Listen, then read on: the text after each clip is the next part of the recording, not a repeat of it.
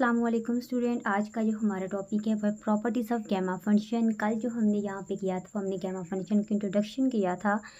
तो वीडियो को स्टार्ट करने से पहले वीडियो को लाइक कर दीजिए, चैनल को सब्सक्राइब कर दीजिए ताकि आपको स्पेशल फंक्शन के जितना भी सिलेबस है उसकी तमाम वीडियोस आप तक पहुँच जाएँ।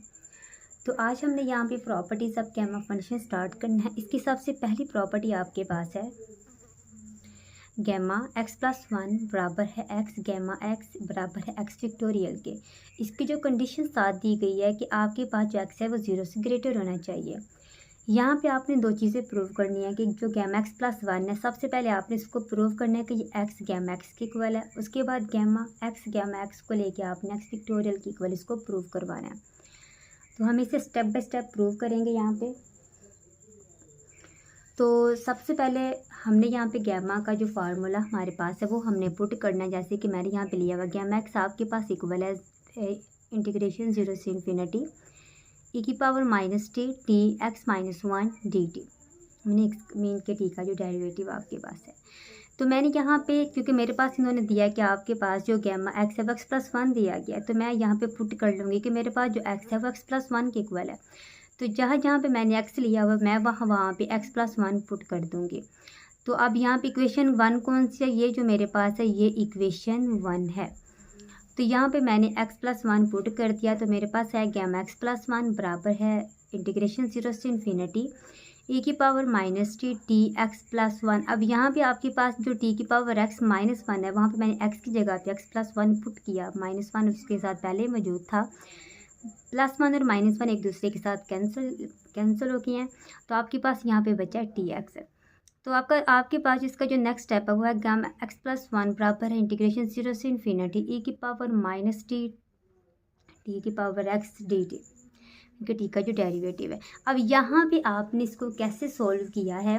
यहाँ पे आपने इससे इंटीग्रेशन बाय पार्ट्स सोल्व किया है। अब इंटीग्रेशन बाय पार्ट्स जैसे कि मैंने पिछली वीडियो में भी कल आपको डिटेल से बताया था कि इंटीग्रेशन बाय पार्ट्स हमारे पास कैसे होती है।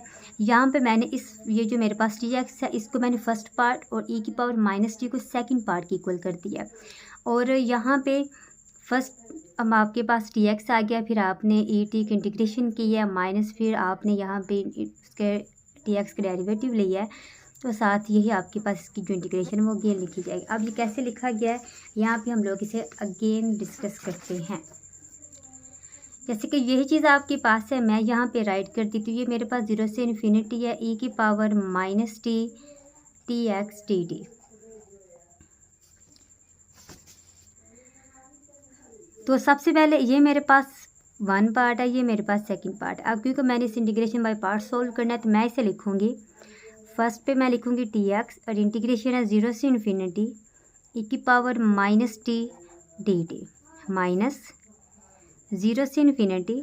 अब इस चीज़ का मैंने यहाँ पे डेरिवेटिव लेना है d/dt। तो यहाँ पे मेरे पास आ जाएगा tx। तो यहाँ पे मैं साथ इंटीग्रेशन इसी वाली चीज़ को मैंने यहाँ पे दोबारा लिख देना है e⁻t dt। अब इसका होल का आपके पास आ जाएगा डेरिवेटिव ऑफ t। तो tx आपके पास यहाँ पे ऐसे लिखा जाएगा। तो जब आप इसके ऊपर इंटीग्रेशन अप्लाई करेंगे तो आपके पास आ जाएगा e⁻t और -1 और et के ऊपर इसकी ये जो इसकी लिमिट है वो अप्लाई हो जाएगी।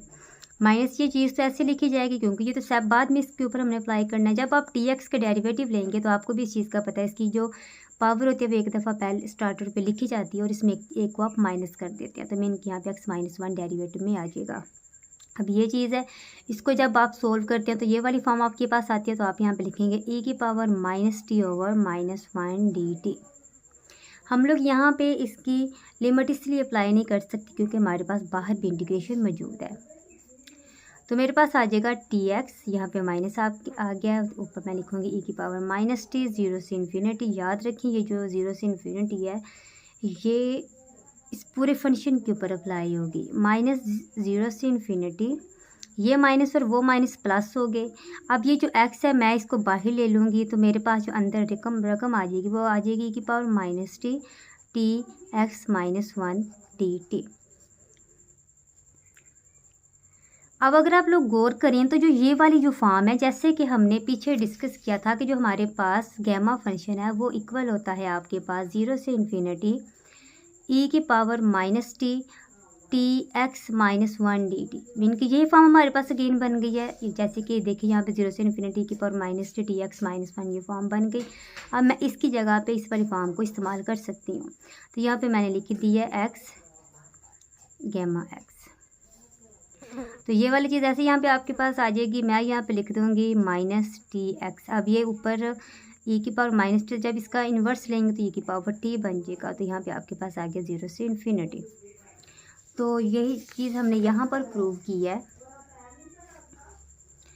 कि आपने ये चीज़ यहाँ पे प्रूव की माइनस टी एक्स ई की पावर माइनस 0 से इन्फिनिटी प्लस जब आपने इसको मुकम्मल डेरिवेशन के साथ सोल्व किया तो आपके पास आ गया एक्स 0 से इन्फिनिटी की power minus T x minus one D T.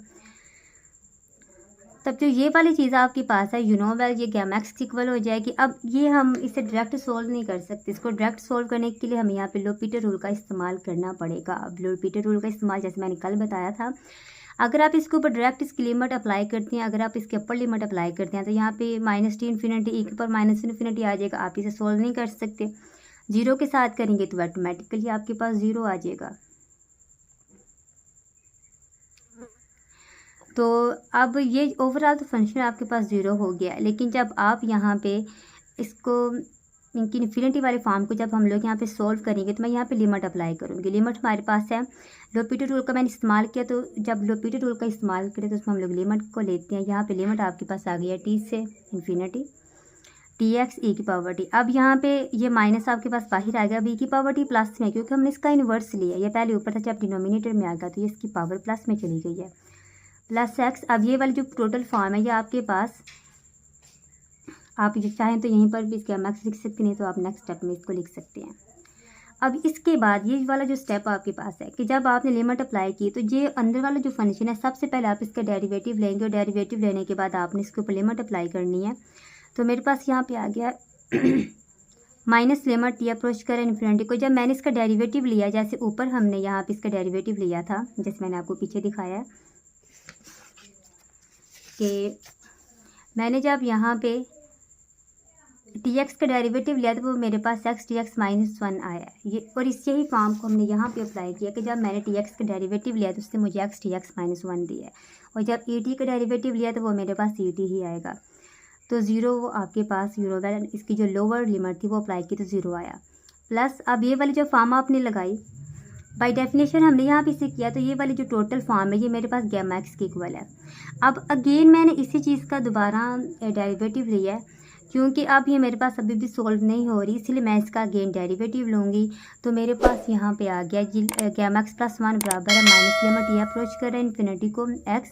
जब आप इसका अगेन डेरिवेटिव लेंगे तो एक्स एक्स माइनस वन, अब यहाँ पे इसकी जो एक और पावर वो माइनस हो जाएगी, मीन का आपके पास टी एक्स माइनस टू आ जाएगा। और जब आप ई टी का डेरिवेटिव लेंगे तो आपके पास ई टी ही आएगा। और ये वाली जो चीज़ है ये आपके पास ऐसे ही नीचे लिखी जाएगी। इसी तरह अगेन एंड अगेन आप इसका डेरिवेटिव लेते जाएंगे और जब आप इसका डेरिवेटिव लेते जाएंगे तो आपके पास इसकी जो लास्ट लिमिट है वो वन पे जाके स्टॉप होगी और साथ आपके पास एक्स गैमा एक्स आ जाएगा। तो अब आपने यहाँ पे इस चीज़ को देखना है कि ये वाली जो फॉर्म आपके पास बनी है एक्स एक्स माइनस टू जो कि वन पे जाके ख़त्म हो रहा है, वन को अप्रोच कर रहा है। अब ये चीज़ किसके इक्वल है, क्योंकि जब आप लोग एक्स फैक्टोरियल निकालते हैं, मीन के जब आप लोग आपके पास यहाँ पर मौजूद है x x minus one x minus two up to so one. अब ये कैसे आया, जब आप एक्स फैक्टोरियल ओपन करते हैं तो आपके पास आता है x x minus one x minus to x minus three, इसके बाद 3 2 1 इस वाली फॉर्म में आपके पास ये आता है। तो इस वजह से हम लोग इस पूरी फॉर्म को एक्स फैक्टोरियल का नेम दे सकते हैं। तो यहाँ पे मैंने इस पूरी फॉर्म को एक्स फैक्टोरियल का नेम दे दिया है और प्लस आपके पास आ गया एक्स गैमा एक्स। तो इसके पास लिमिट में आपके पास डिनोमिनेटर में ए की पावर टी में पहले ही मौजूद है।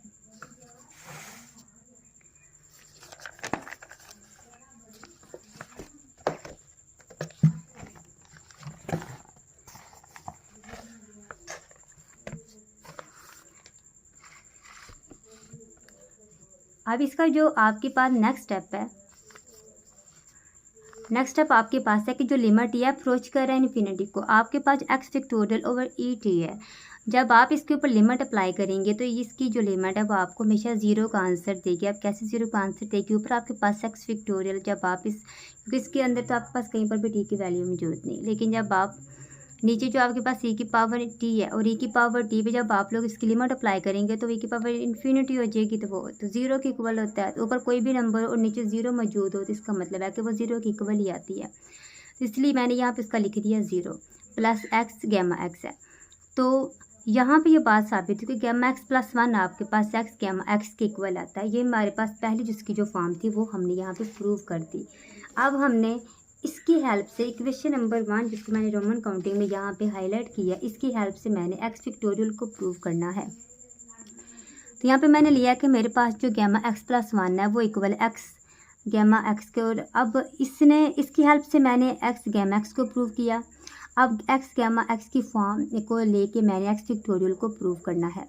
तो मैंने यहाँ पे ले लिया कि we have x gamma x. अब जो मेरे पास एक्स गैमा एक्स है, एक्स तो ऐसे बाहर आएगा और मैंने यहाँ पे पुट कर लिया कि जो मेरे पास एक्स है वो एक्स, इसमें मैंने प्लस वन भी कर दिया और एक मैंने खुद से माइनस वन भी, एक नंबर को मैंने प्लस भी कर दिया और एक नंबर को मैंने माइनस भी इसमें कर दिया। तो जब आप यहाँ पे इसे सोल्व करेंगे तो आपने इसे कुछ इस फॉर्म में सोल्व करना है। लाइक डैट कि आपके पास यहाँ पर मौजूद है x gamma x minus one plus one. तो जब आपने इसे सोल्व किया तो पीछे जो आपने इस चीज़ को प्रूव किया है कि जो आपके पास गैमा एक्स प्लस वन है, ये वाली जो चीज़ है वो एक्स गैमा एक्स के इक्वल है। तो इसका मतलब है कि आप अगर किसी चीज़ में कोई भी नंबर ऐड करते हैं तो वो आपको उससे एक नंबर कम देता है। तो यहाँ पे मैंने एक्स प्लस वन भी किया और माइनस वन भी किया। तो जब मैंने इसको सोल्व किया तो अकॉर्डिंग टू दिस नंबर, जब मैंने ये चीज़ अप्लाई की है तो हमारे पास जो एक एक्स था वो बाहर आ गया। मीन कि एक्स तो पहले मौजूद है, इसका मतलब है कि ये वाली चीज़ हमारे पास बाहर आ जाएगी। अब एक चीज़ हमने इसमें ऐड की हुई है तब उससे एक नंबर लेस हो जाएगा। अब अगर आप कहें कि मैं यहाँ पर ज़ीरो लगाऊँ कि ज़ीरो तो मैं लगा नहीं सकती, तो जिसकी वजह से मेरे पास इससे एक नंबर कम आएगा जिससे मैं एक्स माइनस वन का नाम दूंगी। इसी तरह अगेन स्टेप में जब मैं यहाँ पे वही चीज़ अगेन अप्लाई करूँगी, मैं यहाँ पे लिख देती हूँ कि एक्स माइनस वन, और मैंने इसी नंबर में एक नंबर को प्लस भी कर दिया है और माइनस भी कर दिया है। तो मेरे पास ये आएगा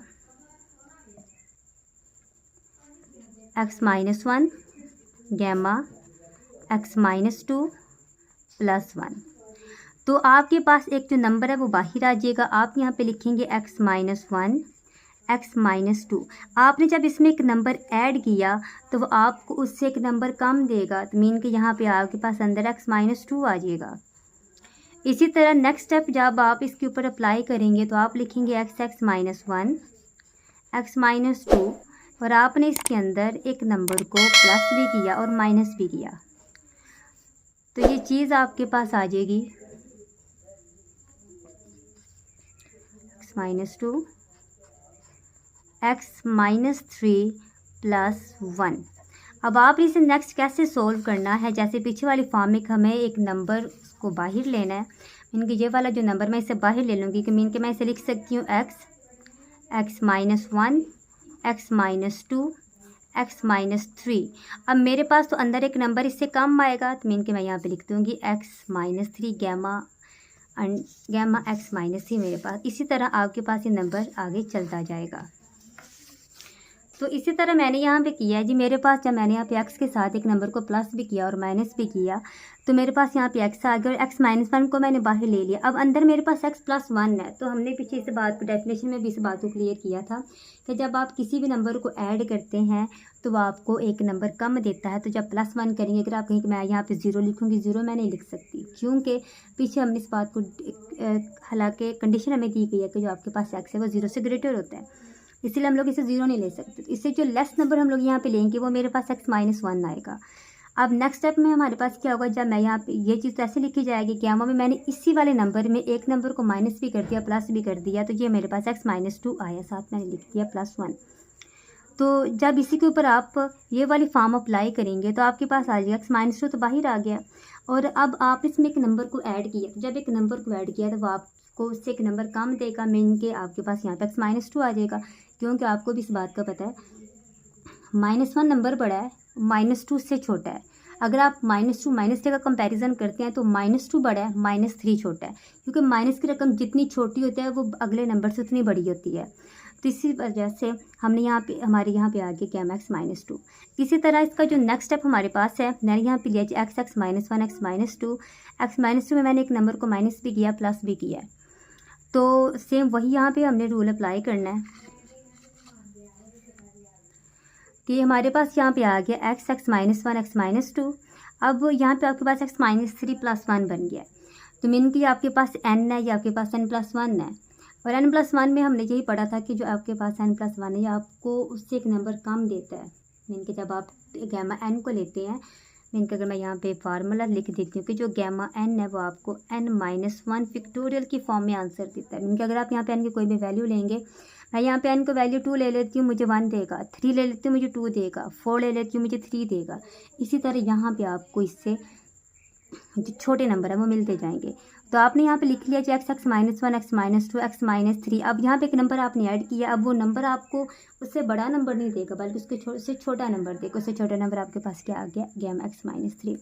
इसी तरह ये तमाम नंबर यहाँ पे चलते जाएंगे। तो ये आपके पास आ गया x, आपके पास x-1 x-2 x-3। जब आप इसे स्टेप बाय स्टेप करते जाएंगे, लास्ट पे जाके ये गैमा 1 पे ख़त्म होगा। तो जब ये गैमा 1 पे ख़त्म हो तो गैमा 1 तो आपके पास 1 नहीं होता है। पीछे हमने जो फर्स्ट हमने तो अपना